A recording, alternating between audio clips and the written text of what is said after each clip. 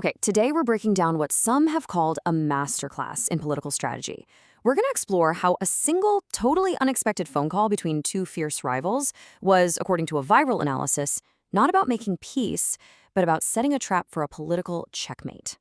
So at the very heart of this story, you've got two political heavyweights, Donald Trump and Elizabeth Warren. Now, their public rivalry is the stuff of legend. It's been defined by years of really personal, really contentious attacks. And, that history is exactly what makes the event we're about to discuss so strange. Which, of course, brings us to the central question that our source material really tries to answer. Why did this call even happen? The analysis we're looking at says this was anything but a gesture of goodwill. No, it was a highly strategic move, a calculated play with a very, very specific goal in mind. So let's get right into the event itself. Section 1, an unlikely phone call. This whole thing kicked off with a moment that apparently took one of the people involved completely and totally by surprise. That's Senator Warren, talking about the exact moment she got that call from then-President Trump. And the reason for the call? Well, on the surface, it was to discuss a very specific policy idea, an idea that would soon become the centerpiece of this entire strategic game. Now, this is where the analysis gets really, really interesting. The source material argues that to actually understand what's going on here, you kind of have to stop thinking about normal politics. You have to see it as a totally different kind of game. And the source frames it all as a game of chess. Think about it, right?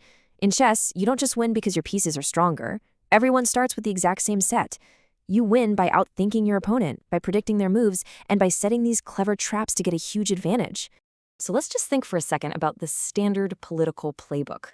The normal way of doing things is pretty simple. You attack your opponent's ideas, you pick apart their policies, and you draw this really clear line in the sand between what you stand for and what they stand for. But the strategy being analyzed here, it just throws that whole playbook out the window. Instead of attacking your opponent's signature idea, you do the opposite. You adopt it. You just take it, you make it your own, and by doing that, you completely change the rules of the game. So what exactly was this signature policy at the center of the phone call? Well, to really get why this move was seen as so powerful, we've got to look at where this idea came from. For years and years, the idea of capping credit card interest rates has been a flagship issue for Senator Warren and other progressives. This is a policy they practically built their brand on. It's a huge part of their economic platform. And then, This quote from Trump really shows you the core of the move. In a public announcement, he just declares that he would be the one to finally make it happen, the very policy his rivals had been championing for so long. And the source really hammers home how specific this was. It wasn't just some vague promise, it was a concrete proposal, a 10% cap. By putting a number on it, Trump basically just seized ownership of one of the progressive movement's biggest and most popular policy goals. So this brings us right to the heart of the trap. According to the source's analysis, this whole maneuver was never really about the policy itself. It was designed to put Senator Warren into a politically impossible spot, what the source calls her dilemma. And this slide just lays out the trap perfectly, at least as the source sees it. Look at her choices here. She can support the policy, her own policy, but if she does, she has to hand a massive win to her #1 political rival. Or she can oppose it, but then she's betraying a principle she's fought for years, and she risks looking like a total hypocrite. It's a classic no-win scenario. And the source argues that the consequences just keep spiraling from there.